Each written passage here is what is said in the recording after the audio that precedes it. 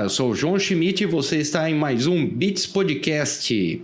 Muito bem-vindo, galera. Espero que vocês estejam acompanhando todos os outros episódios, porque hoje a gente tem mais um convidado ilustre, como sempre, grandes convidados aqui no Beats Podcast.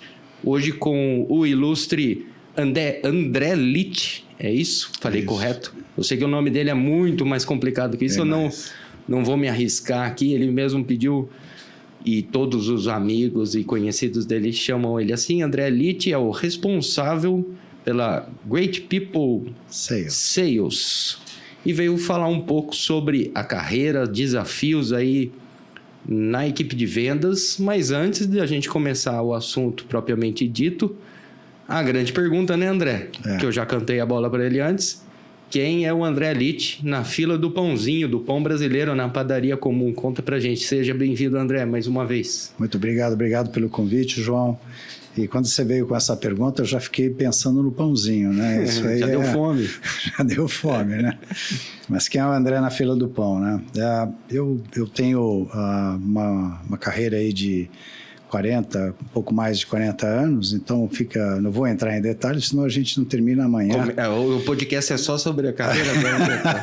E não é isso que interessa, na verdade, para as pessoas. Eu posso dizer que eu me formei, eu sou engenheiro, trabalhei na área de eletricidade há muito tempo, quer dizer, a primeira fase da minha vida de carreira foi com sistemas de potência, linha de transmissão, subestações, coisa mais que dá choque. A eletricidade da rua, do dia a dia. Aquele que dá choque mesmo, né? Mas eu senti que precisava mudar e, na época, eu entrei numa empresa como uma atividade de consultoria interna para implementação de microinformática, que era, na época, uma grande novidade, né? O microcomputador era uma grande novidade, né? Quando isso? Nossa, é mal, é 84. Foi esses dias, né? E o pessoal que estava trabalhando comigo nessa empresa acabou saindo para uma consultoria e fui convidado para entrar numa consultoria, que comecei a grande parte da minha vida, né?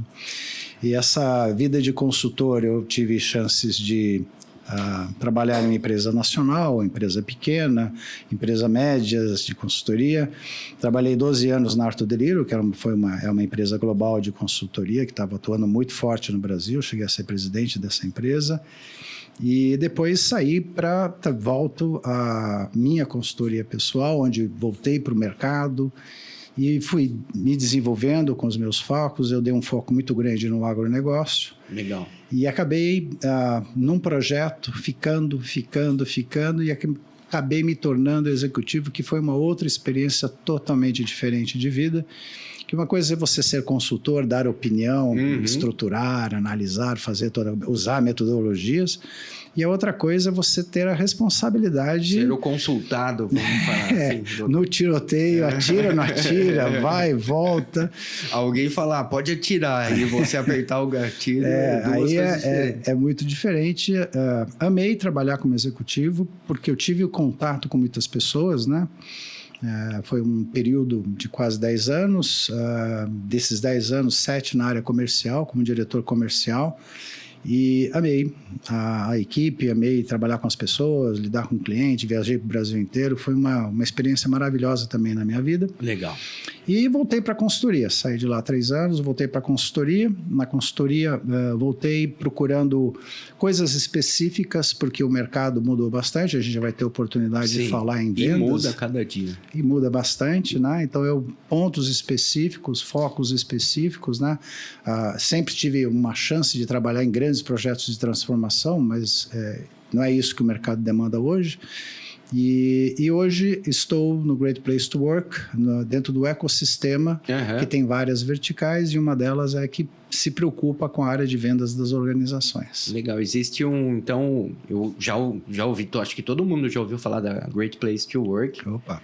Que certifica as empresas ali, né? Para quem não conhece, né?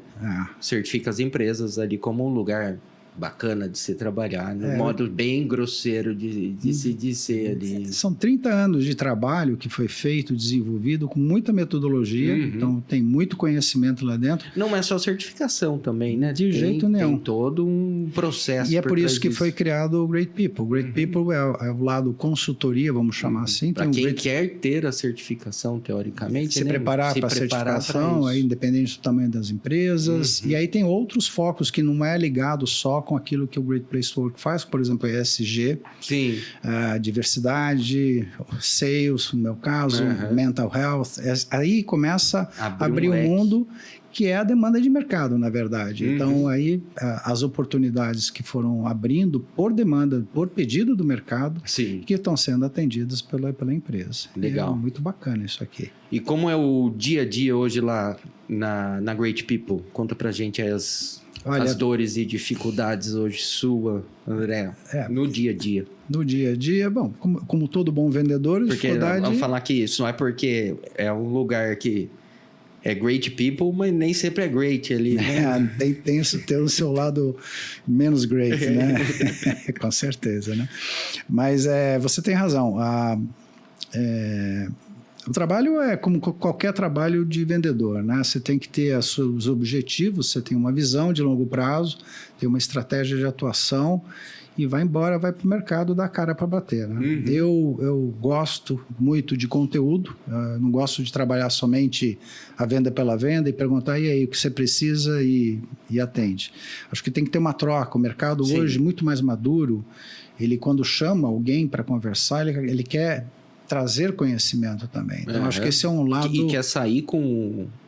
Quem chamou a conversa quer sair com uma bagagem, mesmo não comprando nada ali. Mesmo não comprando nada. E aí você tem que, tranquilamente e de uma maneira muito feliz, o que era muito diferente no passado, para falar bem a verdade. Sim. Quando você tinha um conhecimento, você guardava o conhecimento. Hoje... Só entregava depois que pagava, né?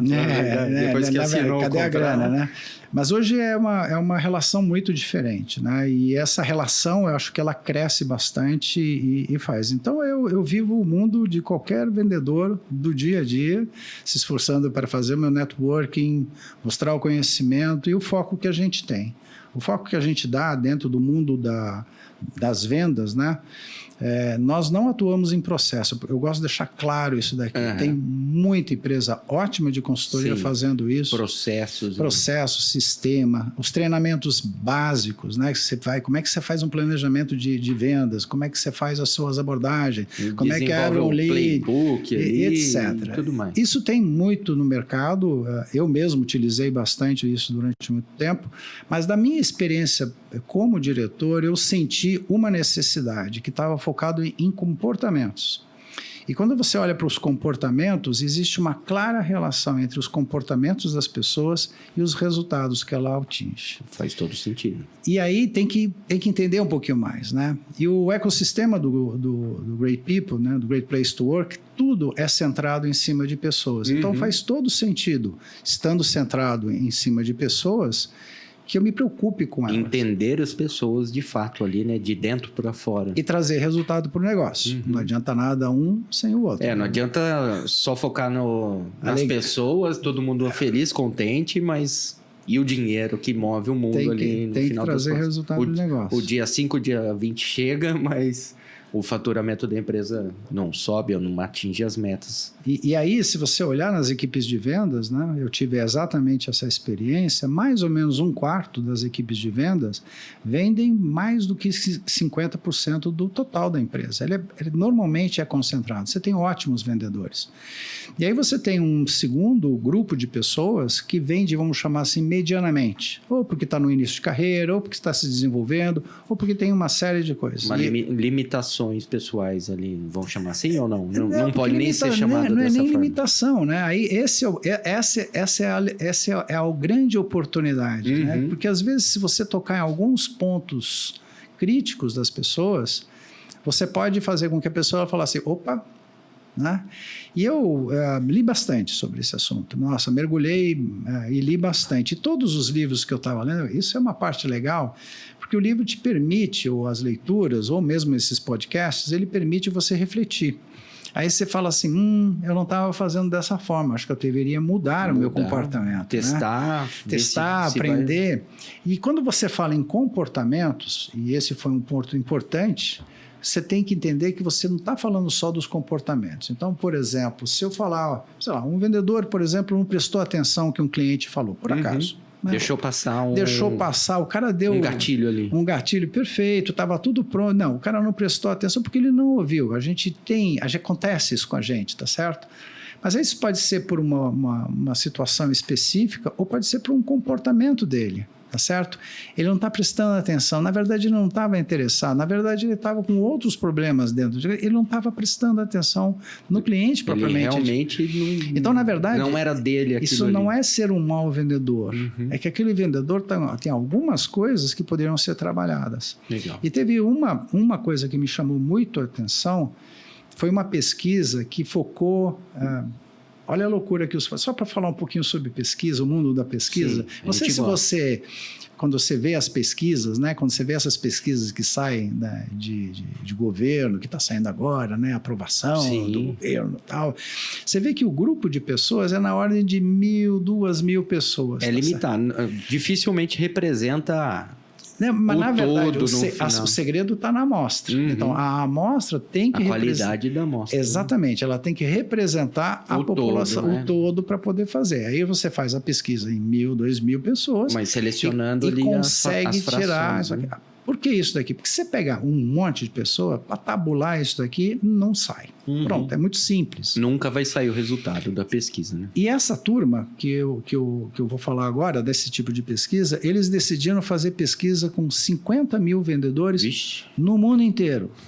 Cada um tem uma cultura diferente. Em todas as áreas de negócio. Parou para pensar no desafio dos caras? Eles apanharam. Eles apanharam. Com uma certa facilidade, é interessante, porque você vai fazendo as entrevistas, vai tirando as frases, vai vendo o que as pessoas estão pensando, o que é mais importante. As máximas ali que sempre acontecem. E pode usar várias ferramentas de inteligência artificial ou não, você consegue chegar. Eles chegaram a algumas coisas, que eles chegaram nas crenças, assim. Todos os vendedores, no mundo todo, acreditam em se realizar. O vendedor gosta de vender. Não é nem só o vendedor, né? Mas todo vendedor quer fazer o show dele. Porque precisa. É isso aí. É a missão dele ali. Ele quer. Eu tô lá, pode vir, porque pode vir o desafio. Então, ele quer realização. Né? Todo vendedor entende que ele precisa controlar o processo de alguma forma dele. Todo vendedor entende que ele tem que ter energia para fazer, ele tem que ter resiliência, ele tem que se recuperar. Tem que estar ali sempre. Já pensou você vendendo assim, desanimadão e tomar Deus, não, 2 não, 3 não, aí não, para tomar. Não, mas não pode. O não é energia. Tem que converter isso em energia. Todo vendedor acredita em influência. Eu preciso influenciar as pessoas. Todo vendedor acredita em comunicação, por razões óbvias. Né? Então, você pega essas 5 crenças, né? Essas 5 apareceu nessa pesquisa. Né? Mas você faz o quê em relação a essas 5? Como e aí eles precisaram mergulhar mais na pesquisa. Aí que eles apanharam, mergulharam. Eles fizeram uma classificação daqueles vendedores com indicadores gerais. Tipo, atingiu a meta, número de clientes que traz sempre, rentabilidade dos projetos, etc. E fizeram uma classificação desses clientes. Imagina o trabalho... O cruzamento ali. Para fazer isso daqui. Mas a ideia não era achar o melhor e o pior, eram os melhores e os piores daquele grupo, daquela amostra que ele tinha. E separou 500 e 500. Então, os 500 top e os 500 lá de baixo. Então, ele chamou de alto desempenho e baixo desempenho. E aí começou a comparar os dois. E justamente pela distância entre os dois, começou a aparecer um monte de coisa. Embaixo de cada uma dessas crenças, existem as motivações pessoais. E tem tudo a ver, né? Sim. Eu quero ter resultado, eu tenho as minhas motivações. Eu tenho motivação em casa, eu tenho alguma coisa que vai me levar... gerar o resultado. Aí entra a pesquisa. Aí foi muito bacana a pesquisa. E eles identificaram para cada uma dessas crenças 2 motivadores. Assim, 2 motivadores limites e muito poderosos. Então, para a realização, o desejo é um grande motivador, né? Eu quero. E o medo é o outro motivador. Mas você vai falar, pô, medo. É o medo bom, né? Não, Mas é o medo de controle. Eu tenho que saber limite. O medo de precisar. Ali. Porque se eu for só no lado do desejo, tem muita gente, e isso apareceu na pesquisa, que a gente está com um desejo muito alto, mas não vende. Quero, e tem muita frustração. Então tem um balanço, né, entre esses dois motivadores por crença. E o balanço ideal, eles chamaram de código secreto do vendedor. Isso está num livro, nós vamos lançar esse livro aqui no Brasil. Legal. E vai ser eu lendo o livro, né? Eu lendo o livro para ajudar na tradução, eu lendo o livro para compreender, para aprender também. Nossa Senhora, você vai lendo, aí você fala, estou fazendo errado aqui. Tem que mudar. Em conversa, essa semana ainda, um podcast ainda vai pro ar. Caliris, ela é consultora também, ela é mentora de branding para executivos. Legal. E a gente estava falando num assunto semelhante ali, não especificamente para vendedor, mas a gente estava falando do medo que paralisa, ou seja, aquele medo que impede a pessoa de desempenhar, de realmente ter um alto rendimento, e o medo bom, que é aquele medo de tipo, eu preciso se transformar. Aquele medo que eu não posso perder esse emprego, eu não posso. Não, eu vou para cima. Eu tenho conta para pagar, então eu tenho medo de não dar conta, então isso me motiva a chegar no trabalho e arrebentar por medo, né? Não necessariamente só por uma super motivação, mas aquilo partiu lá de uma ferida ali dentro de medo e gerou uma coisa boa no final das contas. Que você tem que fazer dessa forma. Então, bom vendedor faz isso. Aí começa você está trabalhando muito mais internamente com as pessoas que acabam refletindo nos comportamentos, como você mesmo falou, Sim. E esse comportamento traz resultado. Então, o que a gente faz? Usando todas essas metodologias e conhecimento, a gente dá a oportunidade para os vendedores dar uma paradinha e pensar um pouquinho mais. Uhum. E ajuda a fazer esse pensamento. Ao mesmo tempo, usa ferramentas que ajudam a identificar quais são os comportamentos, né? Eu acabei de escrever um artigo, está lá no LinkedIn, quem quiser acessar, falando da linguagem do comportamento, né? Quando você começa... Como é isso? Como é que funciona? Fala um pouco. Fala um pouquinho mais. Fala um pouquinho mais. Então, vamos lá, quando você tem filhos? Tenho o João Pedro, menininho de 9 anos, fez 9 anos agora, semana passada. Quando ele nasceu, ele não falava nada, tá certo? Uhum. E durante os meses, você não conseguia entender, mas a mãe entendia ele, tá certo? Sim, teoricamente sim. Não. Mas a mãe é interessante porque a mãe consegue, às vezes, interpretar o choro de uma criança, ou mesmo o sorriso de uma criança, ou mesmo uma manifestação de uma criança. Uhum. E ele pode falar, ela está com dor, ela está com fome, ela está com a fralda suja. Por quê?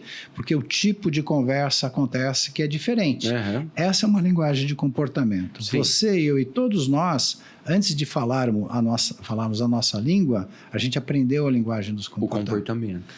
E a gente usa e lê os comportamentos o tempo todo, de uma forma intuitiva. Inconsciente, muitas vezes. É muito inconsciente. Você tem conversando com os amigos. Um monte de vieses aqui. Seu parceiro, sua parceira ali. Consciente, inconsciente, tem um monte de comportamentos. Só que a gente aprende a linguagem das palavras.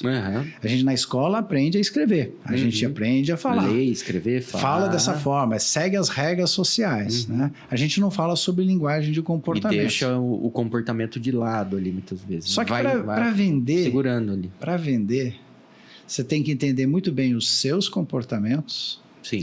Os comportamentos que são necessários para a função que você está desempenhando como vendedor e entender os comportamentos do cliente. Sim, as reações dele ali, as coisas que você fala. Vamos brincar um pouquinho aqui. Você tem um cliente que gosta de falar. Você vai disputar a palavra com ele? Um cliente conversador ali, você vai ficar... Você tem que dar E você também, teoricamente, né? Vai que é um vendedor que é falastrão ali. O cliente não vai gostar de você simplesmente porque você é um falastrão. Aliás, porque não vai dar espaço. Esse perfil, às vezes, falador demais, é um que perde desempenho e perde oportunidade de venda. Você perdeu a oportunidade de ouvir. Uhum. Então, assim, mas Veja bem, vamos pegar exatamente como comportamento esse exemplo, né? Você parar para pensar, o vendedor, ele não pode ter dificuldade de se relacionar. Porque se ele tem dificuldade de se relacionar, como é que ele vai... Oi, tudo bem? Aquela ligação telefônica fria, né? Com silêncio do outro lado. Ali, já com medo da gelo resposta. de conversa, né? Que você enxerga aquele gelinho na conversa. Ele tem que saber se desenvolver. Isso é parte do que ele faz todo dia. Dá para a gente ser uma pessoa mais analítica, mais centrada, etc., mais, entre aspas, técnica, e fazer isso dá, mas o esforço é muito grande. Então, se ela não nasceu para aquilo... Né? Em geral, os vendedores têm uma facilidade de relacionamento, tá certo? E uma outra característica que é fácil colocar, por exemplo, como comportamentos, os vendedores são menos pacientes. Ah, é verdade isso aí. Porque você falou, eu nunca tinha reparado. Mas... Eles são mais impacientes. Primeiro pela variedade, porque precisa. Precisa rodar. Precisa rodar. E depois precisa, né? E se você tem um vendedor muito paciente, e tem vendedor que é muito paciente... Dependendo do negócio, né? Talvez. Às vezes sim, porque as vendas com ciclo longo de venda tem que ter uma paciência muito grande. Né? Mas às vezes, na grande maioria das vezes, as vendas são ciclos menores. Então, o vendedor, em geral, é uma pessoa mais impaciente. Se a pessoa é muito paciente, ela tem que ter mais impaciência. Ela pode se esforçar para fazer, consegue fazer isso tranquilamente. Mas para ela fazer esses esforços de comportamento, ela tem que estar muito bem com ela mesma. Vai demandar mais energia dela ali para chegar nesse... Exatamente. Todos esses papéis de vendedor que as pessoas assumem acaba sendo papéis que consomem energia. Você está corretíssimo, né? Então, aí entra o tipo mais... São mais detalhes de perfis de comportamento, mas eu acabei de falar algumas palavras-chave de... Se eu sou uma pessoa de relacionamento, se eu sou uma pessoa mais analítica, se eu sou uma pessoa mais formal, se eu sou uma pessoa mais informal, se eu sou uma pessoa mais dominante, se eu sou uma pessoa mais de consenso. Todas essas características, é como se fossem... Nativas da pessoa, né? Não desenvolvidas. São palavras que a gente pode usar para conversar sobre comportamentos, como é que a gente fez aqui agora. Legal. E aí também ajuda a interpretar comportamentos. Para o vendedor, isso é chave.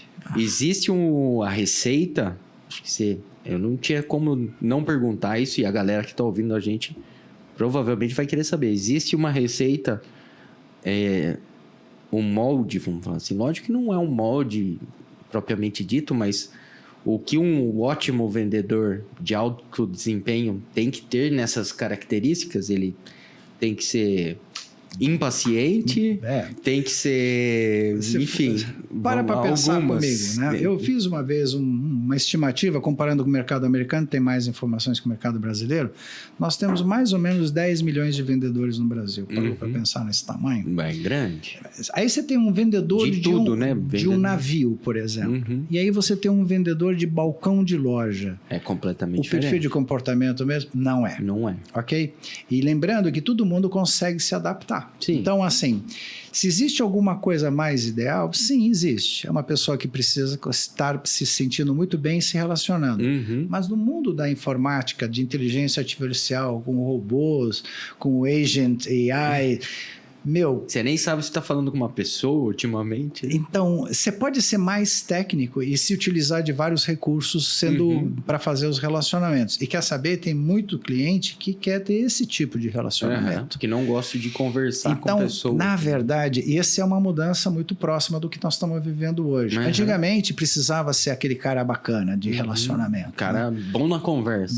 Sabe aquele cara que conta piada mesmo? Persuasivo, precisou contar uma piadinha. O cara tava com a piada... Tá sempre presente, a energia da conversa sempre alta, que ele sai e fala, nossa, que bacana essa conversa. Até tem uns caricatos, né, que a gente vê aqui, normalmente em cursos de venda, de marketing, daquele vendedor, nossa, vamos lá, vamos vender e tudo mais, e a gente fica olhando assim e fala, você gostaria realmente de ser atendido por um cara alto astral o tempo todo desse jeito? Eu não tenho essa paciência de ficar ouvindo o cara super alto astral. Assim. Vai do perfil do cliente do cara também. Tem algumas pesquisas sobre tipos de comportamento de cliente muito bacana. Eu tenho 2 delas que são bacanas. Uma que é já um pouco mais antiga, 2010, foi feito pela Universidade de Yale e chegou a 8 tipos de comportamento, né? o que mais trazia resultado é aquele perfil que fala, escuta, é um jogador de meio de campo. Sim, né? Tá ali sempre que tocando meio que a bola, joga né? o jogo para dizer. Mas, assim, tem um ponto que é muito importante se a gente for falar no mundo de hoje. E a gente já tocou nesse assunto. Se você parar para pensar como é que o mundo de hoje está, e o mundo de hoje, né? Porque ontem aconteceu coisas importantes, são coisas históricas que estão acontecendo globalmente que influenciam Em tudo. tudo. Absolutamente tudo. Então, assim, se a gente parar para pensar o momento que nós estamos, esse momento é um momento que eu estava pensando um dia, como é que você chamaria esse momento? É um momento não sei. Não sei o que vai acontecer. Não sei. O que vai acontecer? A resposta é não sei. A melhor Ninguém resposta, sabe, né? A melhor resposta que você pode dar, o que tem de respostas para dar, normalmente são respostas negativas. É mais fácil a Mais gente... fácil negar. Porque todo mundo está se sentindo muito inseguro, né? A confiança foi a zero, né? Caiu muito no mundo inteiro. E nesse mundo, as pessoas se sentindo ameaçadas tendem a ser mais negativas por questões de defesa. Defesa então, pessoal. Existe hoje uma grande previsão de, por exemplo, que o mundo inteiro vai desacelerar o crescimento, porque obviamente vai desacelerar todo o comércio internacional. Desacelerando o crescimento, você afeta os países de formas diferentes, isso afeta as economias. O Brasil, obviamente, vai ser impactado por isso. Porque a gente é um pouco mais desestruturado que muitos outros lugares. Bem sensível, né? Então a gente torna-se mais sensível. Então, se isso vem para nós, os desafios que nós temos hoje para vendas é enorme. E o instrumento que o vendedor tem para fazer, eu estou falando de vendedor, mas eu, quando eu era na área comercial, eu era responsável, diretor comercial, eu tinha produtos, marketing e vendas, as 3 áreas comigo. E eu trabalhava as 3 juntas. Para quê? Para fechar negócios. Porque esse era o grande objetivo do negócio. Então, eu tinha que ter produtos que atendiam as necessidades do mercado. Não adianta nada. Não adianta criar um produto que ninguém quer comprar. Exatamente. Portanto, é uma coisa de organização apoiando a venda. A gente precisa fazer. Todo o processo de comunicação tem que ajudar a fazer. Já chegar pronto, Você né, tem que ter chances de trazer o cliente em momentos. Eu estou falando de marketing aqui. Para fazer a comunicação acontecer pelos vários meios, e vocês também atuam bastante nessa área. É muito bacana isso que vocês fazem. E tem que ter a pessoa que chega lá. Tem que ter o cliente. E tem que conseguir identificar, trabalhar as necessidades junto com o que eu consigo fazer. Com o que eu consigo fazer diferente dos outros. Sim. Porque uma coisa que vem acontecendo desde o ano 2000 é o que eu chamo de pasteurização da oferta. Todo mundo vende a mesma coisa. E sabe aquilo que só você fazia? Hoje, só você fazia por uns 3 meses. Daqui a 3 meses aparece, eu faço isso há 1000 anos. Aí começa, oferece. Daqui a 1 ano, todo mundo oferece. É um ponto que a gente sempre bateu essa tecla aqui, principalmente na área de comunicação e marketing, vamos falar de modo geral. Principalmente quando entrou o mundo digital. Te contei em off aqui, a Bits ela veio da fusão de 2 empresas e a Platts nasceu sendo uma agência de publicidade tradicional. Offline, já tinha um pezinho no online, porque a gente nasceu em 2010, então já existia redes sociais, já existiam canais ali online que davam para explorar, mas com zero profissionalismo da massa, vamos falar assim. A gente tentou entrar já desde sempre de uma forma profissional para os nossos clientes. Mas era um outro mundo, era publicidade tradicional, onde você tinha que ter uma ideia criativa, fazer aquele vídeo criativo, apresentar o produto do nosso cliente com um diferencial bacana, se destacar da massa para apresentar algo novo. Aí, com o advento do marketing digital, vamos falar assim, das campanhas digitais em massa, os patrocinados, as redes sociais trabalhando única e exclusivamente para venda de produtos e serviços através de patrocínio, isso gerou uma pasteurização onde qualquer um poderia fazer uma campanha de publicidade dentro de casa, não precisava de uma agência a mais, e muito barato. Então, todo mundo começou a fazer igual, era só fazer, não precisava ser diferente, não precisava ser criativo.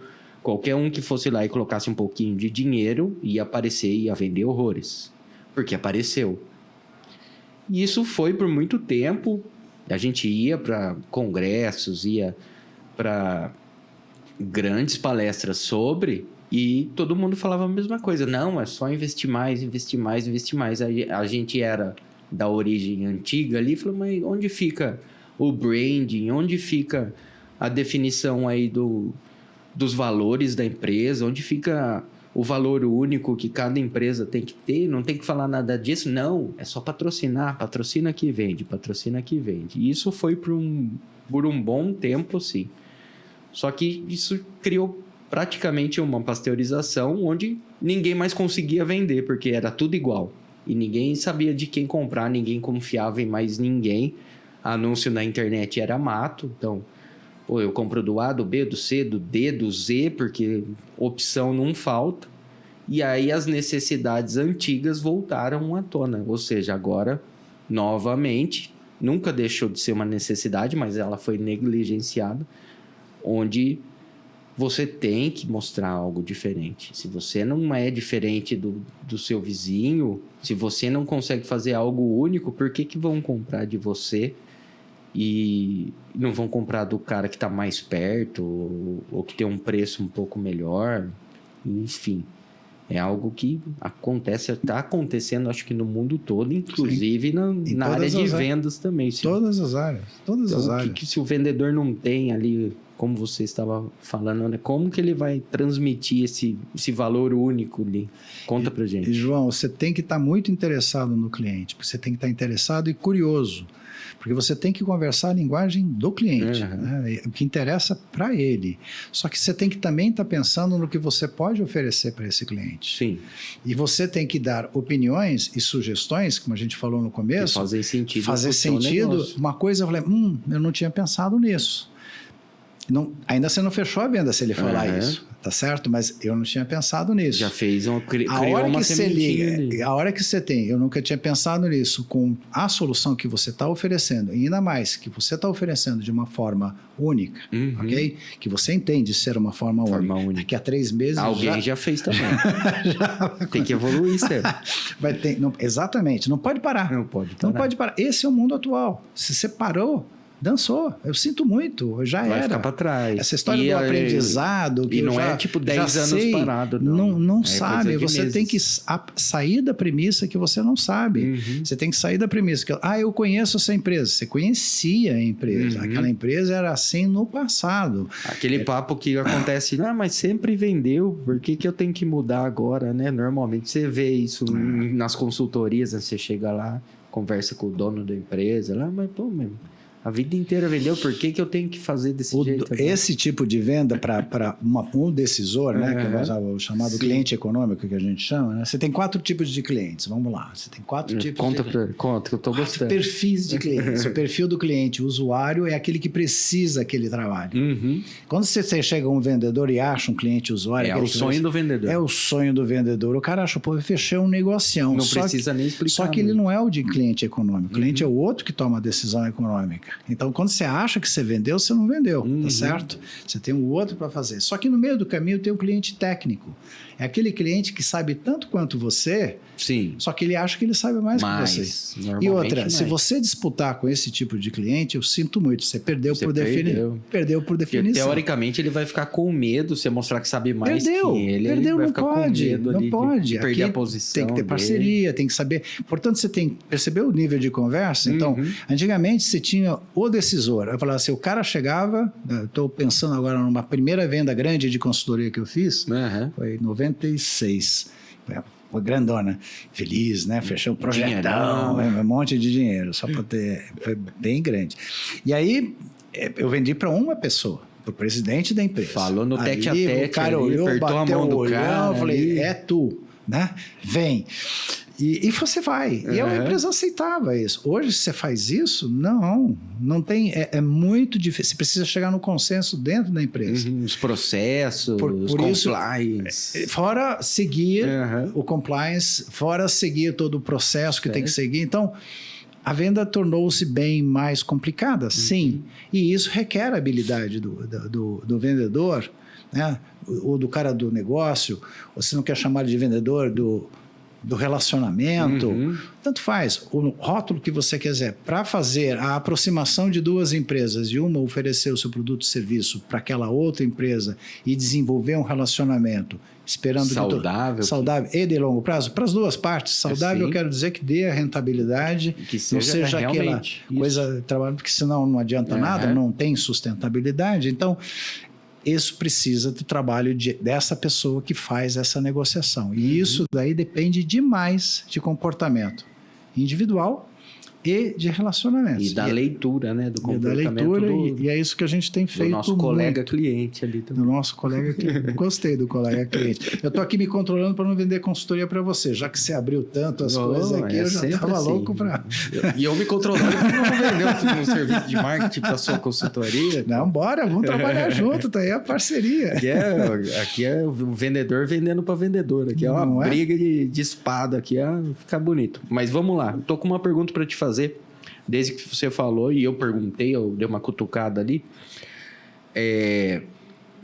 Tava falando eu perguntei de um perfil ideal para o melhor tipo de vendedor, que tem que ter isso ou aquilo.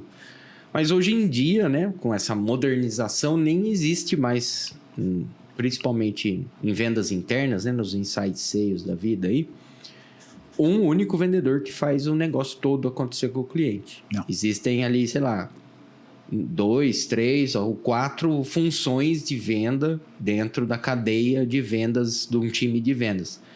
Tem o cara que faz o contato, o primeiro contato, o que procura lá, que filtra, daí tem um cara que vai fazer a primeira reunião, depois tem o cara que vai fazer o projeto e depois tem o closer lá, o cara que faz as últimas negociações. Vai fazer a negociação, que acho que é o mais perto do vendedor tradicional, que vai realmente ir lá para dar o show e tentar apertar a mão do cara de fato. Isso aí, como apertar. Então, cada um ali tem um perfil diferente. Tem um nível de paciência diferente, um mais conversador ou menos conversador.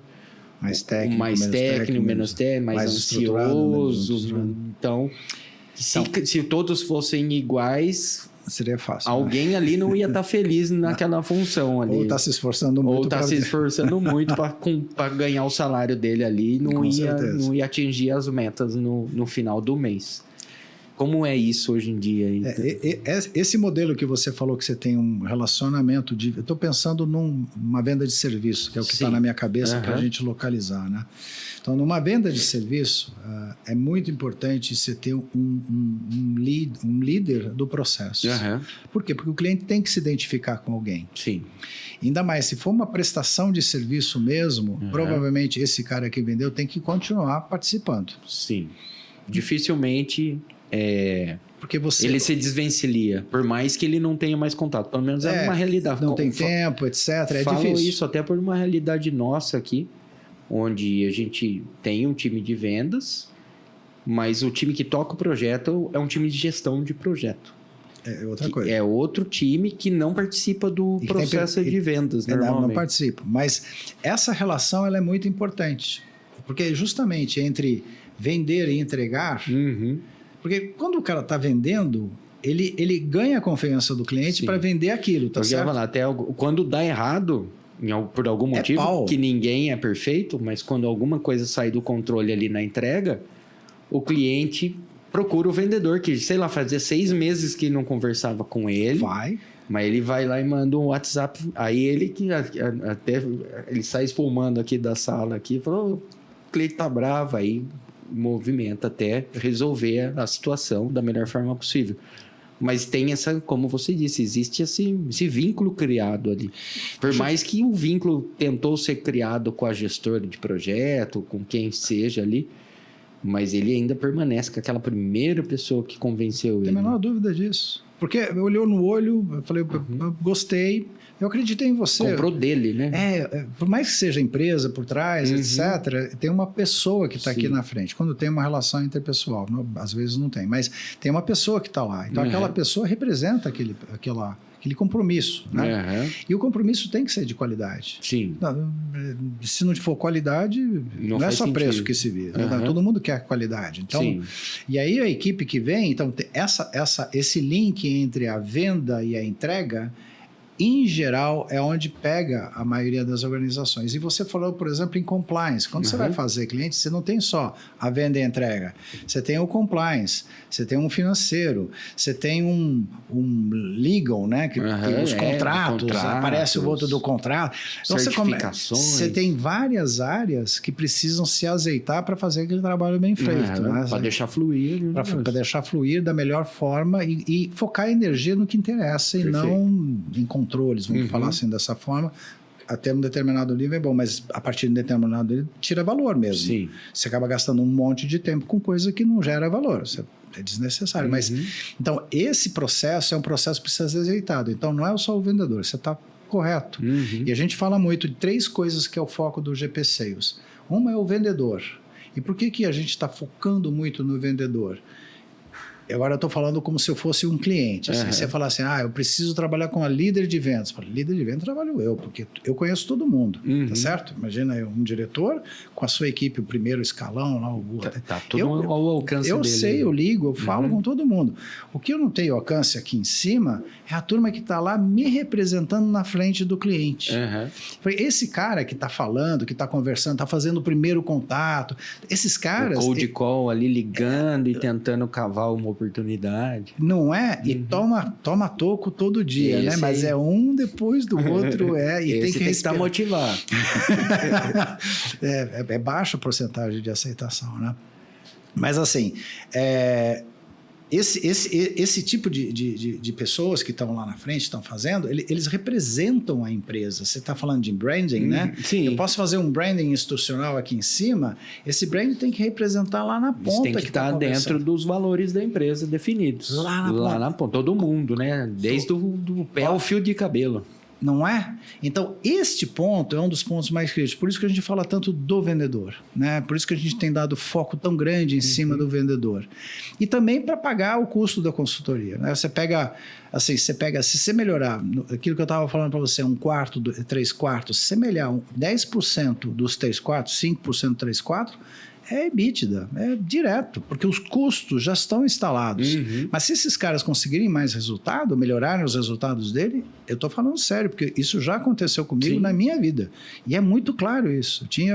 Era assim, melhorou aqui, EBITDA lá, fácil. E você consegue até ver o desenvolvimento do negócio e antecipar que vai ter. E vai ter disponibilidade de caixa, etc. Então, na gestão do negócio, isso é extremamente importante. Agora, liderança é importante? Não tenho a menor dúvida que é importante. Mas eu acho que tem que convencer primeiro pelo resultado de vender propriamente dito. E o terceiro, que é o ponto que você está trabalhando, é o que a gente fala muito de pensamento sistêmico.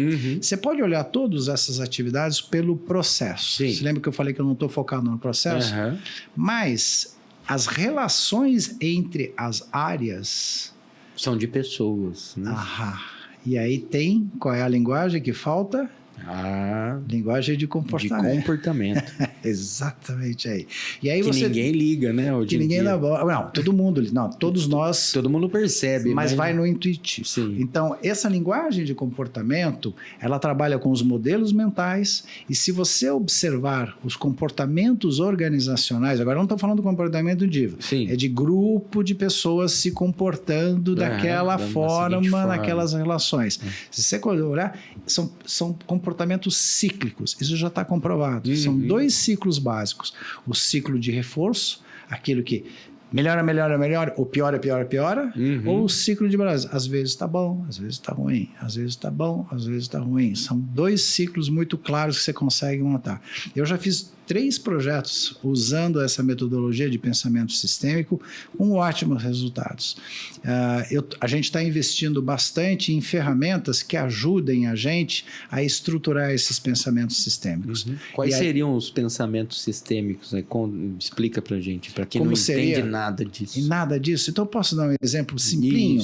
Simplinho, para ficar legal? Ajuda eu e ajuda nosso público. Então. Vamos lá. Quando você vai tomar banho, entrou. O que você faz? Você abre a torneira quente. Ok? Tenta acertar a temperatura da água, né? Calma. E ela vem água quente? Não, você fica experimentando água fria. Com a mãozinha ali. Aí, de repente, vem água fria. O que você faz?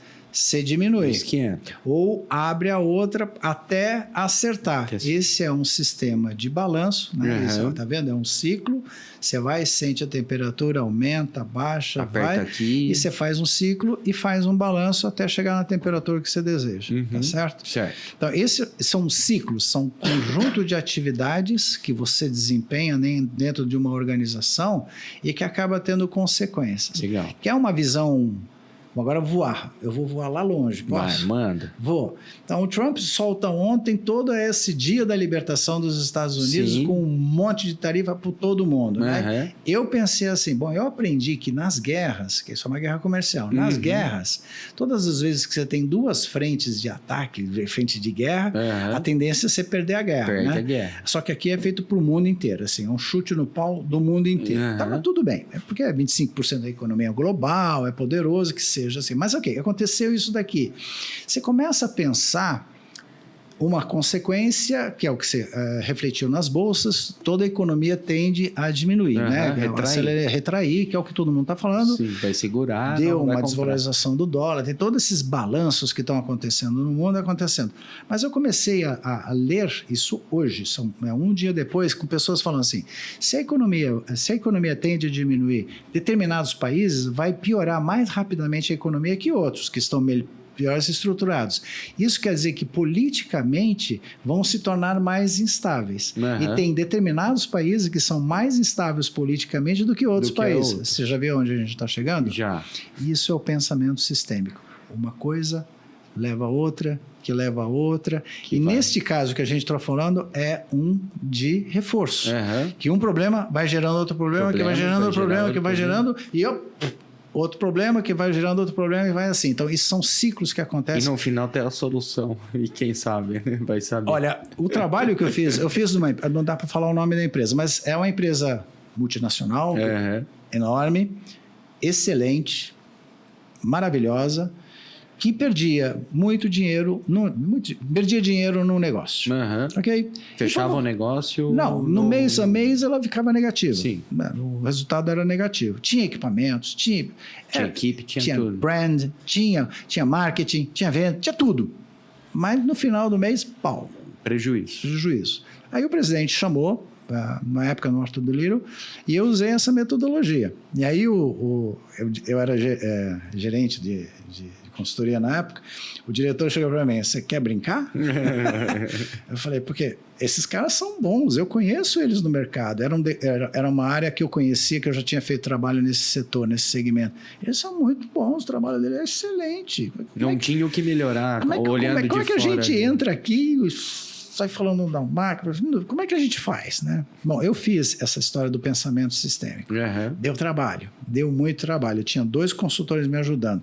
Coleta um monte de informação. Sabe, na época, eu estou falando lá atrás, né? Post-it, que você vai juntando o quadro, desenha e vai pinta. Desenha, faz todo o trabalho. Mas aí a gente chegou e a gente mostrou para ele o que acontece com a organização nos ciclos dele. E ele entra em desespero, entrando em desespero, começa a vender em determinados segmentos. Entrou nesse segmento, perdeu dinheiro. Perdeu o pardal. E tinha outra solução também, que era uma solução, um problema interno, é melhor não falar. Mas vamos pegar esse exemplo aqui dentro. Qual era a solução? Eu falei para ele, em primeiro lugar, mantenha calma, o piloto sumiu. A primeira coisa que tem que fazer é fazer contratos com outras multinacionais nesse segmento que vocês dão um show. Que já é o carro-chefe. Porque a concorrência não recolhe imposto, simples. Aí o produto dele é mais barato. E é desleal essa conversa. Então, é um acordo meio de cavalheiros. E você pode fazer essa diferença. E eu te dou o nome de 4 empresas para você conversar com os presidentes. Você liga, gostaria de conversar com você. Aí a turma sai resolvendo, fecha os contratos. E fecha contratos de longo prazo, para não acontecer isso. Essa foi uma solução. Teve uma segunda solução que também trabalharam. Em 3 meses eles entraram no azul. Simples.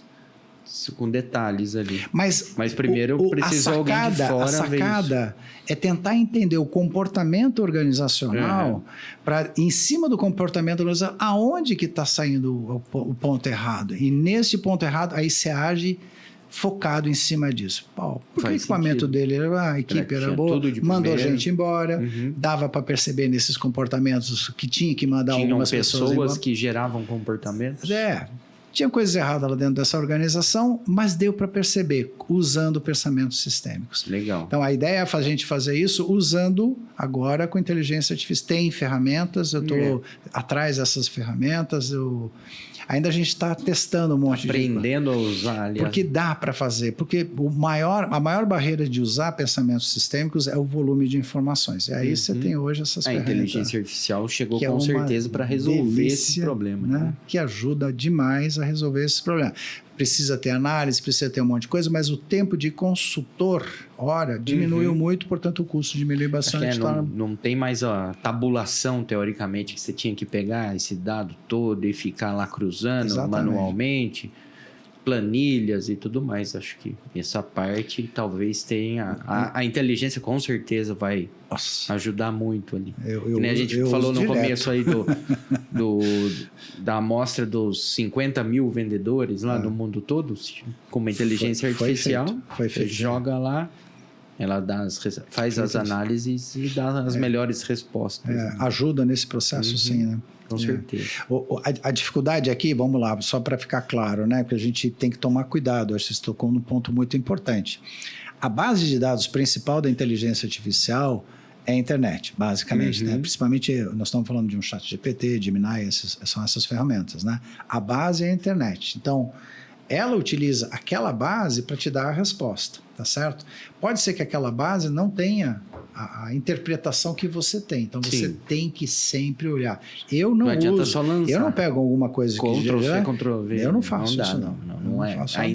Ainda não dá. Não sei se um dia vai dar para confiar. Sim, mas 100%. hoje não. De qualquer forma, eu pego e eu converso. Eu dou contexto, eu vou batendo... Dá bom dia, boa tarde, boa noite, pede por favor. Eu agradeço no final. Eu preciso disso daqui. Eu gosto de relacionamento, né? Legal. O mínimo de... Mamãe me educou assim. Vai que ele vira presidente do mundo um dia, né? Ele vai lembrar de você. E me promove. Melhora meu salário. Mas então, eu estava voltando a um gatilho aqui, que eu perguntei agora há pouco, sobre se existe um comportamento ideal para o vendedor, pensando na seguinte ideia.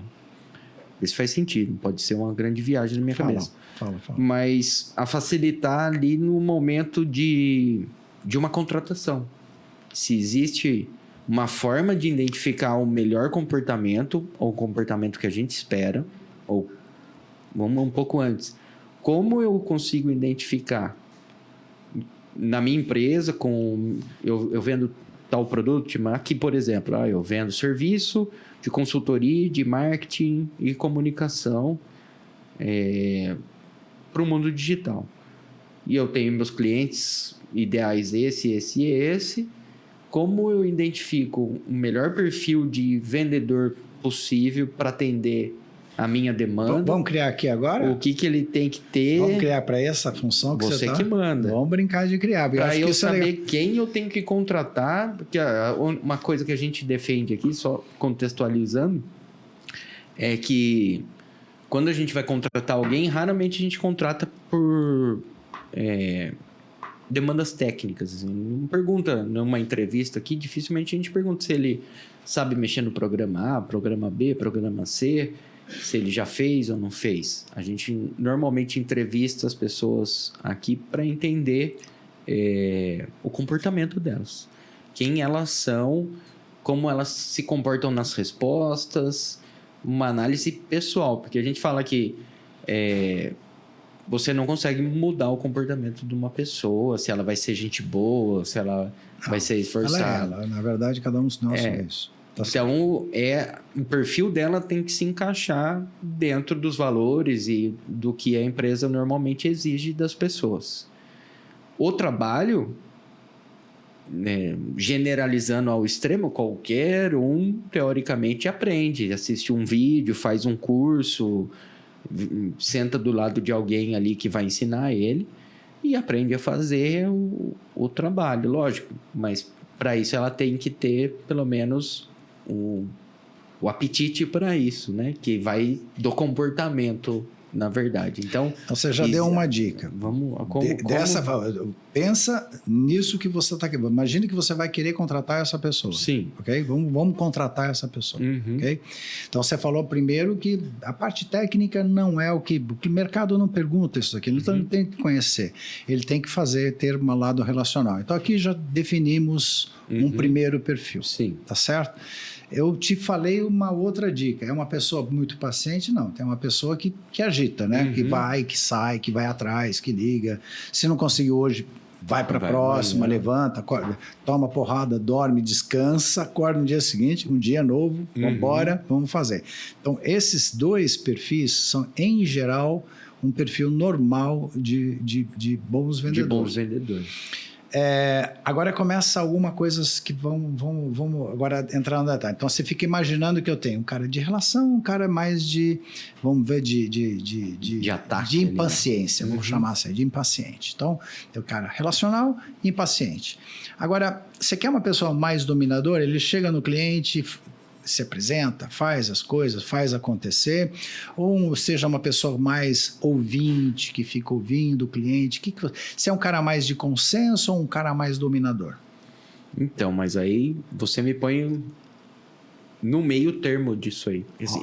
Se fosse eu vendo uma conversa entre o vendedor e o cliente, eu esperaria mais ataque, mais impaciência e mais oferta. Porque às vezes eu percebo que o cliente quer show, não quer só falar. Mas em outros clientes acontece o contrário. O cliente já chega, entra naquilo que você falou. Existe aquele cliente, se você bater de frente e não deixar ele falar, você já perdeu a venda. Então, um perfil mais calmo, mais seja ouvinte. Dominador, mas não tanto. Ok? Vamos lá. É essa coisa. Inclusive, eu enxergo isso num gráfico, tá? Não esquece que eu sou engenheiro. Sim, lá atrás, eu já tô como o engenheiro foi falar de pessoas no Agora, final da carreira. Agora, me diz uma coisa. Você acha que ele é um cara mais estruturado, que tem que saber explicar detalhes, ou um cara que arrisca mais, que dá a cara mais para bater? Em que sentido de estruturado? Assim? Uma pessoa mais estruturada, uma pessoa mais formal, é muito preocupada com qualidade, com prazos, gosta da coisa bem feita, gosta das coisas bem organizadas. Uma coisa mais informal é uma pessoa que se arrisca mais. Essa é a essência. Pode se arriscar muito a mais ou pouco a mais, mas ela se arrisca mais. Então, você acha que qual é o tipo de perfil que te interessa mais? Uma pessoa mais estruturadona, um cara mais preocupado com qualidade, ou uma pessoa que se arrisca mais em termos de comportamento? Olha, eu acho que... Vou falar, eu sou um cara mais arriscado. Vou falar que se arriscaria mais. Mas... na maioria dos clientes que eu vejo, eu acho que um cara mais centrado, mais focado ali na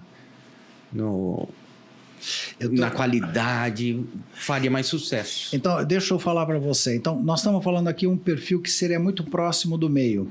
Que tal? Não é nem tanto do lado de cá, nem tanto lá, para poder jogar os dois jogos que forem necessários. Né? A gente acabou de desenhar um perfil. Né? Eu uso seria como se fosse um gráfico de saúde, né? Que tem um círculo de você viu que eu falei sobre 4 coisas e fez você decidir os quadrantes, né? Então você imagina que existe um meio, você pode ser mais para cá ou mais para cá, e tem a intensidade. Né? Então a intensidade faz muita diferença. Quando você, por exemplo, pega um exemplo, né?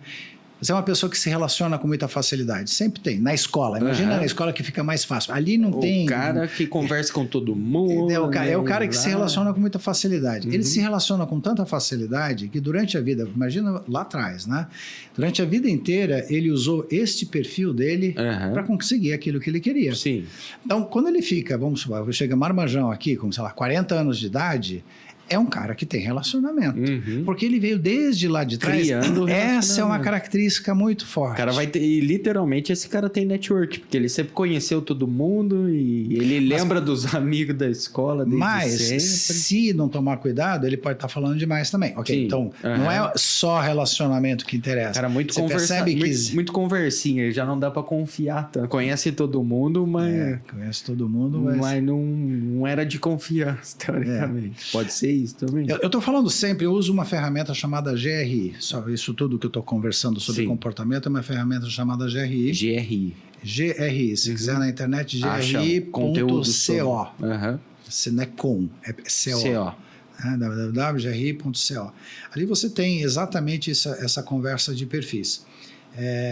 Ela ajuda demais. Em primeiro lugar, você falou que você é uma pessoa que se arrisca mais. Eu, assim, até quando eu tô junto numa call de vendas, eu até me seguro para não ser muito arrojadão e... Porque você é muito arrojado. Jogar ideias que às vezes a gente nem vai fazer, mas na hora ali, sei lá, eu quero tentar encantar o cliente de alguma forma ali e sei lá, e me arrisco. Então, se você arriscar também demais na venda, sim, é um você perigo. vai vender vender e não conseguir entregar depois. Isso eu tenho consciência. Exatamente. Essa é a linguagem de comportamento que dá para usar dentro. Existe essa ferramenta, eu uso essa ferramenta. Eu uso ela há 10 anos e eu usei bastante na área comercial. Eu tinha 400 pessoas comigo. E é o ideal isso, então... Pensar em tudo que você quer antes de sair contratando alguém. Quando você tem essa consciência, sei lá. Eu fiz isso com um cliente da Espanha, ok? Eu ajudei ele na Espanha, ok? Então ele chegou, por exemplo, ele estava querendo uma pessoa. Aí eu falei, o que você precisa? Aí eu essas perguntinhas. Sim. Fui indo, né? Então tá bom. Então, ok, aplica aí a pesquisa e manda para mim. Aí eu mando um e-mail, vem rápido e calcula rápido. É super rápido isso aí. Eu vou mandar para você para a gente brincar um pouquinho mais depois, para você sentir um pouco disso. E aí começou a aparecer pessoas que eram um perfil diferente que ele falou para mim. Eu falei, essas pessoas que você está entrevistando são pessoas que você gostou? Então vamos discutir de novo o perfil que você quer. Porque você me falou uma coisa, mas gostou de outra coisa. O que você quer? Eu estou trabalhando a seleção das pessoas? Não. Eu estou trabalhando a empresa, no caso, o principal executivo, para ele tomar a decisão correta em relação à pessoa que ele quer para o trabalho dele. Mas por que ele gostou de outras pessoas que na hora ali da entrevista ele teve uma percepção diferente do que ele falou? Ele precisava, você entende bem disso, porque é teu mundo também. Ele conversou comigo pensando no futuro da pessoa que será um vendedor, mas no momento ele é um gestor de projetos. Entendi. Então ele estava trazendo gestores de projetos. Entendi. Entendeu? E aí quando você define, o legal quando você define, eu cheguei, por exemplo, às vezes se você recebe perfis que é totalmente diferente daquilo que a gente conversou a respeito. Então, você tem uma pessoa muito próxima, a decisão começa a ficar mais fácil. Sim. Você não pode tomar a decisão somente pelo lado comportamental. Você falou aqui, a pessoa tem que ter a sua experiência. Você já imaginou uma pessoa com experiência? A própria pessoa tem o seu network, a própria pessoa já fez esse tipo de relacionamento. Sim, faz isso toda a conta diferença. ponto. Plim, vai somando estrelinha lá no videogame. E aí você vai contratando. Você não contrata só pelo lado comportamento. Com certeza. O comportamental é o que... É uma delas. A verdade normalmente no processo, a pessoa, se ela chegou até a entrevista, ela já tem as estrelinhas já tem um currículo legal, já tem... Dá até para escrever sobre isso, não dá para falar sobre comportamento no currículo. Exatamente. Agora, vamos supor que você tem uma pessoa aqui interna. Tá aí, você falou uma boa pergunta. Dá para falar, né? Mas pensa numa pessoa aqui interna. Você quer promover essa pessoa, ela é legal, ela é ótima, perfeita, está aqui esses X anos... super competente, sempre cumpriu as metas. Só que tem algumas coisas que precisariam... Então, como é que você conversa sobre comportamento? A melhor maneira de conversar comportamento é usar uma ferramenta, uma linguagem que te ajuda a conversar sobre comportamento. Isso deu um gatilho aí, além da brincadeira do currículo, que seria daria um podcast só para isso aí, mas... Pessoal, eu estou vendendo um monte aqui. Dá para mudar o comportamento de uma pessoa Que eu falei em contratar uma pessoa Excelente que pergunta. já atenda a sua expectativa. Excelente pergunta. Mas vamos falar que você já tem um time comercial, que você gosta das pessoas que estão lá, as pessoas atendem o que você precisa, sempre atenderam, mas depois que você começa a profissionalizar e olhar para os comportamentos como sendo algo estratégico, que é isso que a gente está falando aqui, penso eu. Sim. Como a gente adequar os comportamentos das pessoas, pedirem para elas mudarem de comportamento, que você deu uma deixa aí de usar ferramentas corretas, como fazer com que essas pessoas queiram realmente mudar e sem ser algo muito forçado, para que não exija muito da energia das pessoas, que a gente falou isso lá no comecinho. Você compreendeu perfeitamente. Se eu tenho que me esforçar muito... Que é muito fora do que sou, né? Do que eu sou mesmo. Então, você muito provavelmente está... Por exemplo, você falou que você é uma pessoa mais informal. Imagina você colocar você numa função e atividade... Extremamente formal, cansativo. Não, aí você falou mal, porque você é mais informal. Não faz isso. Uma pessoa que tem que estruturar, que faz, que tem que ter qualidade, tem que entregar no prazo, que é super importante fazer, obviamente tem que ter custos competitivos, etc, etc. Você pode fazer isso? Você consegue fazer isso. Tem que fazer. Mas fazer isso por muito tempo, não, é um esforço. Vai ser... Você vai sair daqui e vai jogar futebol. Você vai fazer qualquer coisa. Não quer nem ver mau serviço. Exatamente. Você precisa compensar isso daqui. Dá para fazer? Dá para fazer. Mas isso é quando é muito grande. Mas você fez uma pergunta anterior que é importante, que é, eu consigo mudar meus comportamentos? Imagina o André, né? Vindo durante, 30 anos como consultor, que tem um determinado comportamento, tá certo? Um consultor é muito dominante? Se ele for muito dominante, ele não consegue ouvir os clientes. Ele fica lá, faz isso. Porque ele não é um executivo, ele tem que buscar consenso. Então, só nesse aspecto é muito diferente. Aí você assume uma função de direção durante um bom tempo, até assumir mais responsabilidade dentro da empresa. Você tem que comandar. As pessoas olham para você e perguntam, e você tem que responder. Você pode devolver a pergunta, você pode chamar a pessoa, mas tem hora que você tem que tomar a decisão. Você tem que dar uma cartada ali. Você tem que tomar a decisão, mesmo que a decisão seja errada. A não decisão é uma decisão. É um erro. Não é um erro. A não decisão já é a decisão. É uma decisão. Eu decidi, não decidi, deixa a coisa rolar. Vai acontecer alguma coisa. Vai dar merda. Vai dar alguma coisa. Ou vai dar bom, pode dar certo. Pode dar certo. Mas foi a decisão. Foi uma decisão. Então, assim, eu saí de uma função... atividade, vamos colocar. Função, porque eu já tive funções executivas na consultoria, mas eu saí de uma atividade de consultor que tinha um determinado perfil de comportamento, eu estruturava organizações, portanto era mais estruturado. Para uma atividade de direção, de fazer coisa. Então, eu tinha que desafiar a organização. Cadê o estruturado aqui? Eu tinha que desafiar, eu tinha que arriscar mais, eu tinha que ser mais, eu tive que mudar. Gostei de brincar, de ter esse tipo de coisa, gostei. Fiz isso durante, eu já falei aqui, quase 10 anos. Medir antes e medir depois, mudou o comportamento, mudou. Eu afirmo para você, o meu comportamento pessoal, André, natural. Né? Mudou o André. Eu falava muito menos. Eu era muito mais um bom ouvinte. Eu era um excelente ouvinte, profundamente. Ouvir ativamente, sabe? Todos esses... O melhor nisso. Eu era bom nisso aqui. Por quê? Porque é no mínimo das palavras que aparecem as oportunidades. Tá certo? Era muito bom. Era o meu trabalho. Anos. E aí eu passo por uma função, e boa parte dessa função, durante muitos anos, eu sou comercial. Estou lá. Você chega no cliente, o cara quer ouvir quais são as suas estratégias. Dá o show. Ele quer que você fale. Aí você vai e faz uma apresentação, você tem que falar. Aí, de repente, você faz o resultado da organização. Aí todo mundo, tem o resultado não. Foi a primeira vez que eu fiz isso. Eu peguei lá no Instagram, olá, pessoal, eu queria comunicar a vocês que vocês estão de parabéns. Nossa Senhora, eu nunca fui tão... Porque aí pega isso, vai para cliente.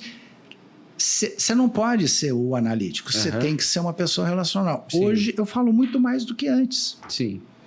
Essa é a brincadeira na minha família. Passou a Bom, mas esse cara não era aquele calado, né? Agora, o cara da massa. Então, o natural, que é a sua pergunta, dá para mudar? Dá para mudar. Então, para uma pessoa que tem uma diferença entre a atividade que ela vai fazer e o seu natural, que existe isso, sempre existe algum ajuste, depende, primeiro, do principal perfil. Se for um esforço muito grande, para pensar se vale a pena mesmo. Senão, às vezes, trocar mesmo. Porque senão você ganha um e perde o outro, tá certo? Né? Por exemplo, promoção de meu melhor vendedor para ser o diretor comercial. Você pode perder o melhor vendedor e ganhar um péssimo diretor. Ou um gerente comercial. Aí já perde o amigo, já acaba tudo. Você percebeu? Essa coisa depende muito das pessoas. Então, o lado de comportamento ajuda muito as pessoas a entenderem. Na área comercial não tem a menor dúvida disso, mas todas as áreas. Todas as áreas até conversamos sobre isso no último podcast mesmo, de como estruturar as pessoas, além de funções técnicas, né, na hora de uma promoção mesmo, que às vezes ninguém se preocupa se a pessoa está pronta para perder todos os amigos, não ser mais convidado para o almoço, porque virou chefe, né? Não é mais parte da massa ali, né? Então... É uma mudança, você virou um líder e você tem uma responsabilidade muito grande. O líder induz falando sobre comportamento, o líder induz, querendo ou não querendo, ok? Querendo ou não querendo, não tem chance. Porque as pessoas olham, né? Espelham, né? As pessoas olham e veem, olha só, esse cara tá dando certo, indo para lá, a organização daí eu quero. Vou fazer Presta atenção. Principalmente quanto mais novo você mais presta atenção. Depois você vai ganhando a sua maturidade, você vai fazendo do seu jeito. Mas assim, os mais novos, então eles prestam muita atenção nisso daqui. A geração Z, já que é uma outra conversa, a geração Z já, se não for, não quero. Já corta de cara, porque eles já têm muita opinião para fazer. Já nasceram com opinião. Aí começa com os choques de geração, porque não era assim no passado, certo? Sim. Mas esse tipo de conversa ela é muito útil para todas as organizações, em todas as funções. Na área comercial não tem a menor dúvida, né? Porque o comportamento do vendedor acaba influenciando diretamente no resultado dele tendo de venda. No comportamento sozinho em casa. Então, tudo isso. Imagina um cara, eu sou um cara que me arrisca mais. Mas por que eu me arrisco? Mas eu não me organizo. Você não se organiza, você ligou para 50 clientes, ok? Sim. 50 clientes. Antigamente era caderninho. Agora tem no mínimo uma planilha. Uhum. As empresas têm um CRM. Precisa botar isso daqui. Sinto muito. Eu não gosto de fazer isso. Respira fundo. Respira fundo. Precisa fazer isso, porque você pode perder oportunidade de venda porque você não é organizado. Então, você pode ser uma pessoa mais informal, mas tem que atuar de uma forma mais formal em determinadas atividades. Então, organiza a sua vida. Qual é o melhor momento para você fazer uma coisa dessa? Então, por exemplo, eu tenho lá os meus controles, né? Estou lá fazendo as minhas vendas. Meus contatos chegam a 600, ok? Esse é o número que eu fico trabalhando. Para os primeiros, você sabe como é que é funil, né? Sim, você já ouviu falar? Funilzão está lá no universo, né? Eu estou precisando entrar em contrato, entra no funil e aí vai indo para as coisas. Então, esse tipo de coisa são relacionamentos. E os relacionamentos, eu sempre mando uma informação. Eu não falo, oi, como é que você tá? Tá tudo certo aí? Precisa de alguma coisa? Não tem esse papo. Esse mundo de hoje não tem esse papo. Eu sempre mando alguma coisa. E aí entram os artigos que acabei escrevendo lá atrás, 2 anos e pouco atrás, e eu acabei curtindo fazer isso. Eu sou engenheiro, não sou um escritor, mas eu vou lá e escrevo no meu linguajar. Tem uma pessoa que me ajuda muito para revisar os textos, acaba com meus textos, né? Erros de português hoje, o ChatGPT é moleza, né? Corrija o português. Vai fácil. Nossa, isso aqui ajuda demais. Mas assim, o próprio texto para ele fazer ligação. Então, mas ali tem que ser, eu sempre mando conteúdo para as pessoas. E essa é uma maneira de manter contato com as pessoas. Dá certo isso? Tem um monte de pessoas que nem abrem. Nunca viu o conteúdo. Nem abre, né? E eu, apesar de muitas delas eu ter o celular, não acho legal ficar mandando o celular pelo WhatsApp. Toda hora. É muito, eu acho às vezes... invasivo, né? Percebeu a idade? Já começou a aparecer um pouco de respeito. Tem o conservador ainda dentro de você. Lá dentro, calma, não sai atirando para todo quanto é lado. Ainda existe, ainda mora aí. Mora lá dentro. Então, eu acho que assim, esse é o cara que está fazendo a venda. Agora, eu preciso monto uma planilha. Eu tenho um controle de o que eu mandei. Aí, a pergunta, esse é uma das... Se lembra que eu te falei? Realização, controle Falei de resiliência, falei de influência. Esses são as 5... Os pilares. São as 5 crenças principais de todos os vendedores. Quando você fala sobre controle, é fantástico isso. Eu escrevi até um dos meus artigos falando sobre isso daqui. Eu falei, é o tapa no tabuleiro das vendas. Usei o Trump adoidado nessa conversa. Mas assim, você imagina no processo de venda, qualquer vendedor, o que ele controla de verdade? De verdade. Só a hora de fazer a ligação. Nem isso, né? Que é o cliente acordar de manhã, tomar café. Você tem uma falta de controle muito grande de todos os processos. E tem muito vendedor e muitas pessoas que tem um drama de controle, justamente por essa falta de controle, quer controlar tudo. Vai se frustrar. Vai sempre estar frustrado. Gasta uma energia desgraçada para controlar. Então, o que você tem que fazer? Você tem que selecionar o que eu vou controlar. O que eu consigo. E para eu conseguir controlar aquilo, eu tenho que me preparar. Eu tenho que atuar. E eu escolho poucas coisas para fazer. Os melhores vendedores conseguem fazer isso aí. Legal. Agora, se deixar solto, vamos ver, eu vou ligando para todo mundo, aí um responde, vamos ver como é que eu faço, entra no WhatsApp. Perdeu. Porque aí você não sabe qual é a necessidade, você não consegue correlacionar, você não sabe o que conversar. Então, a linguagem, a conversa, ela precisa de conteúdo. Não pode ser uma coisa solta. Fútil ali. Porque senão não sai venda. Pode sair venda. Eu quero saber o preço desse copo. Eu tô vendendo vai sair copo, a venda só para quem realmente já queria comprar, né? Ia comprar mesmo que ninguém conversasse. Eu falo assim, existe um livro chamado, que eu trouxe para o Brasil, traduzi, é um dos primeiros livros que eu trouxe, que eu curto muito, chamado As 3 Leis do Desempenho. Então, a primeira lei do desempenho é um livro que foca a relação entre resultado de pessoas e pessoas, né? Então, a primeira lei do desempenho é a seguinte: o resultado das pessoas... Obrigado. O resultado das pessoas está correlacionado como as situações ocorrem para as pessoas. Sim. Então, hoje eu falei, a gente conversou aqui, o pessoal está mais ansioso, então o resultado vai ser... Essa é a primeira lei. A segunda lei, como é que eu sei o que passa na cabeça? Como é que está ocorrendo? Sim. Aí entra a linguagem. A gente falou um monte de linguagem. A terceira lei que eu queria dar atenção aqui agora. Existe um tipo de linguagem que transforma como as situações ocorrem para as pessoas. E para eu falar sobre esse tipo de linguagem, eu tenho que perguntar para você uma coisa. Posso? Pode. O passado existe? Existiu. O passado existiu. Mas nós temos várias armadilhas na nossa cabeça. Porque a gente guarda o passado em algum registro. Sim. Tá certo? Então, você me mandou um e-mail, eu recebi um e-mail, eu tenho um e-mail hoje. Tem um registro que existe. Existe. O registro existe. E muitas das vezes nas nossas relações a gente guarda as emoções. Então imagina que há um ano atrás eu briguei com você. Por qualquer razão, escolhe, eu não gostei da sua barba. Pronto, e é isso. Não se mete na minha vida. Aí eu chego um ano depois e olho para você.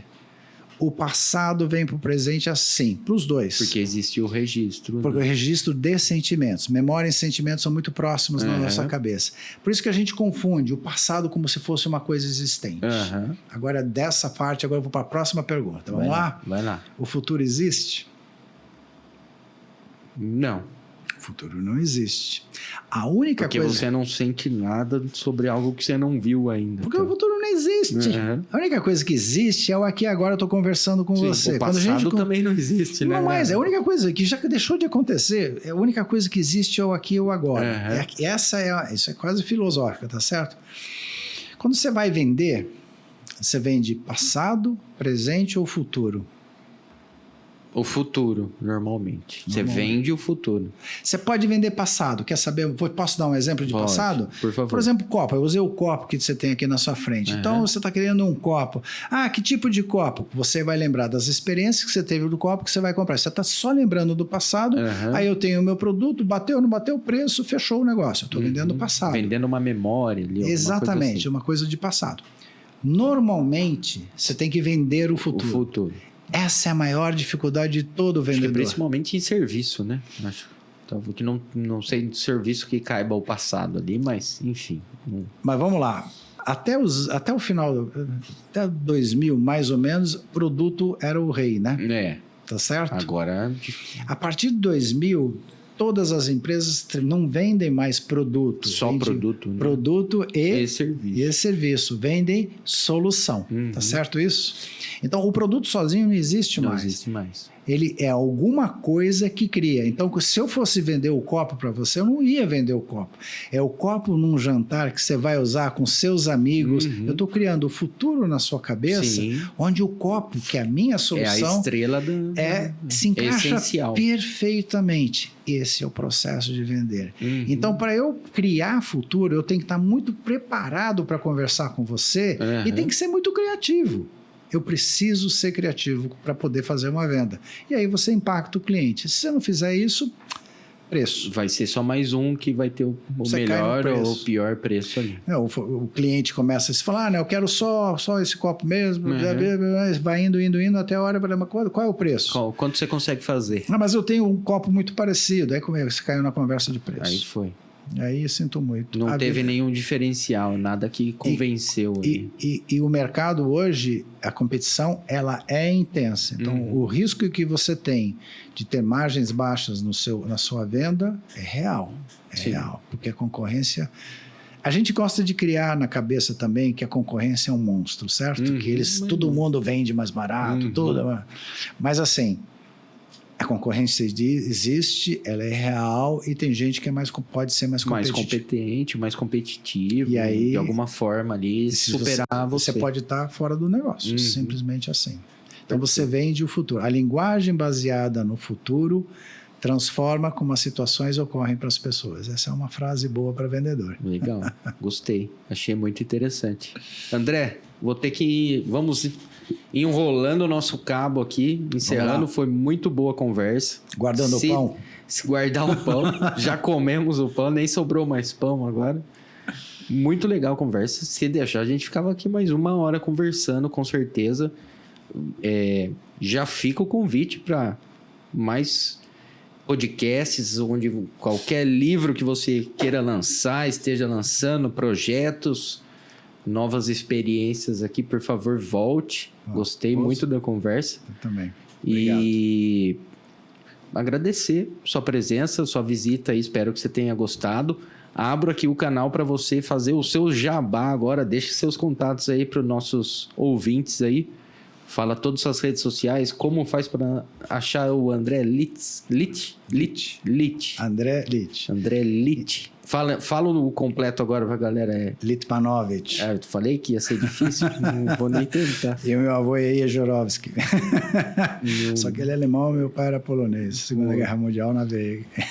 Conta pra gente, André, como acha você? LinkedIn, Instagram, o que você usa, onde você está? Fala pra galera. Eu sou muito ativo no LinkedIn. André.lit é onde eu estou em todos os lugares. André.lit. L-I-T. Legal. Né? Eu estou em todos os lugares. Eu estou muito ativo no LinkedIn, onde eu coloco os meus artigos. Acho que é fácil me achar lá dentro, conectar. Tem lá os... Vai encontrar todo esse assunto que a gente está abordando. Todos esses assuntos e mais outros. Né? Por exemplo, do pensamento sistêmico. O exemplo da água foi que eu usei no artigo para explicar o que é pensamento sistêmico. Eu me lembrei disso daí. Então, está lá para acessar. Obviamente, eu tenho as outras redes sociais, André.lit, pode entrar em qualquer uma delas. E se você quiser entrar em contato por e-mail, o e-mail é andré.lit@icg.com.br. Legal. Notado aí, galera? Bom, não deixo de falar aí para todo mundo que nos assiste, se inscreva no canal, compartilhe com os colegas aí de trabalho. Os podcasts são muito instrutivos. É verdade ou não é, André? Super, tá bacana essa conversa. Essa conversa foi bem legal. E compartilha com a galera. Se vocês querem me encontrar também no LinkedIn, João Schmidt, também estamos ali na guerra. Na batalha. E me encontrem lá, João Schmidt. Sigam a Bits em todos os canais, bits.digital. Compartilhem com a galera. E, mais uma vez, André, agradeço. Espero que você tenha gostado de fato aí do nosso bate-papo. Foi muito legal. E esse foi mais um Bits Podcast, galera. Muito obrigado, André. E até mais, galera. Até a próxima. Tchau, tchau, pessoal.